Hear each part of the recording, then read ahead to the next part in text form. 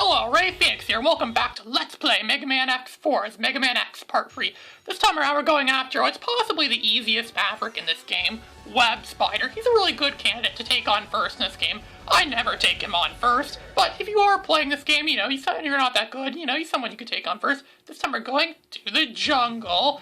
Because everyone loves going to the jungle, right? All these games have to have a jungle level somewhere in them. Get the jungle out there, And so, there's all these kinds of fish things that come up at us. Probably want to cut our heads off. We're not going to let them do that because we have an X-Buster at our side. And then there's the things that look like they belong under the sea in Atlantis or somewhere like that. This level is also similar to a level in Mega Man 8 called, I forget what level it was in Mega Man 8. You see there's those octopus battery things. Those things are back. And look at this. We're going to meet Mega Man X's creator. First time this game we meet Dr. Light, the guy that built Mega Man X. He also built classic Mega Man 2. And now he's dead. And he gives us these capsules. And what's odd is, too, he's mentioned saying about why do Reploids have to fight each other. And look at Repliforce and there's this tragic war. How do you know about a war with Repliforce? We died 100 some odd years ago. Well, apparently he now has a computer AI in him. He's probably a ghost in there, too. Maybe his soul possesses these machines now, these Dr. Light capsule machines now, so he knows stuff now. Who knows? So now Mega Man X could dash in the air, he could jump and dash in the air, and he can even hover a bit too now with this new leg upgrade we just picked up. So I guess it's good, the first upgrade we picked up in this game. And then you see there's octopus batteries everywhere, and there's those Atlantis things everywhere, and there's waterfalls. It's going to be a part that looks reminiscent of Slash Man stage from Mega Man 7, and even some stuff from the Doki Doki Panic version of Super Mario Bros. 2. I often call the American Super Mario Bros. 2 Doki Doki Panic. I actually prefer the Lost Levels version of Super Mario Bros. 2 more. The Lost Levels, that's the real Mario 2, and that's my preferred version. Everyone says that game's frickin' hard. I don't think it's that difficult at all. Well, okay, sure, it's kind of difficult, but I don't think it's as difficult as people say it is. I've beaten that game before, and if I could beat a game, it means it's not that difficult. I've never beat Contra before, because Contra's hard as hell. So is Silver Surfer. I've never beaten Silver Surfer before, either. But then again, I don't think anyone's really beaten Silver Surfer for the NES without going insane. I just like the music in that game. But then again, there's all sorts of games that I haven't even beaten. I haven't beaten Ghosts and Goblins either, but then again, that game's kind of abysmal at points too. I never beaten the original Rayman either, but then again, I actually heard someone on YouTube told me it's kind of impossible to beat the original Rayman without cheating, unless you want to spend hours and hours of your life grinding for lives. And even then, to get to the Candy Chateau in the last level in that game, you have to get literally everything in the game. Imagine if Super Mario 64 had it set up. So if you want to beat the game, you have to get every last star in the game, every last power star in the game. Mario 64 is not like that. A lot of kids were able to beat Mario 64 because, Mario 64 doesn't force you to get every power star in the game.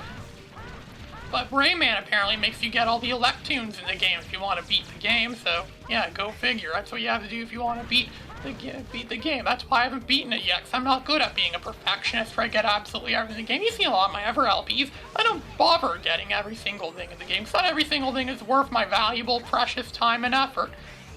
And this is the reason why I play Magma Dragoon first, because you see those wooden logs, those wooden tree things there. You see, we can use Magma Dragoon's weapon to, set them on fire, and there's usually stuff hiding in them. Like you see right there, I think there's gonna be, there's a heart tank in there. Yep, that's another heart tank. So far we've gotten most of the heart tanks we've come across. There's actually one I think we missed that was in Magma Dragoon stage. We'll have to get that one later. We have to go back to that one. You see we burned down that one. We picked up the health thing. Look at that, a beehive filled with bees. And now I think it's time we're gonna fight Web Spider. Ooh, Web Spider. He's probably is the easiest Maverick in this game. It's really easy to beat. I don't even know what his weakness is, because I never use his weakness.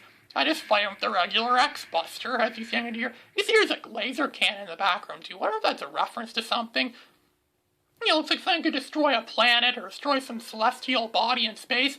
Maybe they shoot down Russian satellites because maybe the Russians are spying on us again, or maybe they're targeting pizza vans or something, or maybe they're targeting those people that steal people's packages. There's a problem going on in my building right now and in my community right now, where apparently people are stealing, people's packages. Like the people buy stuff on Amazon, and then someone comes and steals the box. And it's really sad too, considering the fact that this stuff that comes over Amazon is probably toys for kids or some stuff for kids. Imagine that you bought your bear kid, you wake up on Christmas morning to find nothing because some idiot stole them. I wish I could do something against these people.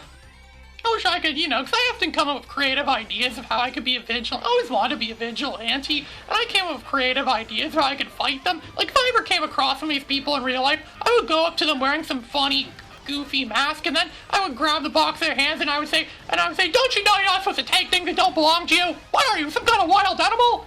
Be like that, be like the frickin' Grinch. And now the Grinch is nice again, as you saw at the end of the movie. Maybe he could get a job being a security system for people. Maybe get paid to, tell people off like that. I mean, people steal from stores a lot of the time, too. There was a liquor store nearby me that got robbed about a year ago, and it involved taking a knife up to the cashier and saying, give me the money, or some sort of weapon. I don't know exactly what it was, but they said, give me the money, and then they locked him in a closet. He stole hundreds of dollars, and then even stole hundreds more in booze. Yeah, there's a lot of crime in my town. I may have made my town or community look nice in that documentary I made last summer called A Day in the Life of Ray Phoenix. Sure, I only showed you the nice side of my town, the lush green side, but if you really want to know what my town is like, it's actually quite slummy and quite, it's actually quite slummy and corrupt. There's bad guys everywhere. There's people that steal stuff. Oh, look at that. We're getting a message from the Colonel. We're gonna have to go fight the Colonel.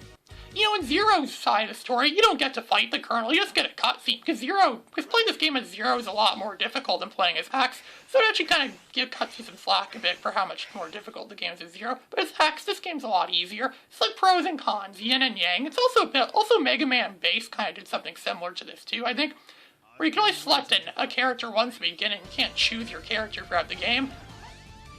Mega Man and Base is very abysmal. I don't think I'll be doing a full Let's Play of Mega Man and Base. I might make a video of that game in the future, but I'm probably not going to do a full Let's Play of that game, considering how abysmal it is. Mega Man and Base is a broken game. A fun fact, I actually played the SNES version of that game before it actually got released in North America. That's because I played it on an emulator I think my dad got back in the early 2000s. I think I told a story countless times where I was one of the first people to have an emulator. I actually had an emulator back in the early 2000s, and all I really played back then was SNES and Sega Genesis. I even got PlayStation emulator back in those days, I kid you not. My computer's hard drive wasn't big enough to hold ISO images for the games, so I'd have to put the actual discs into the disk drive and actually play from actual PlayStation discs. Still pretty cool for the early 2000s though, but who wants to do that?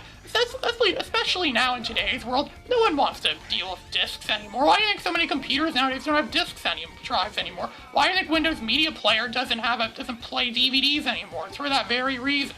I had to get a portable. I have so many things on disc, like actual physical discs, that I had to get a portable disk drive for that. A portable Dell disk drive, so a DVD CD drive for that. But that's because my computer is, stupid, so it doesn't come with any of that stuff. And so, yeah, that's pretty much how the cookie crumbles in this case. The Colonel has just been defeated because he's a pansy. This is Ray Phoenix, signing out.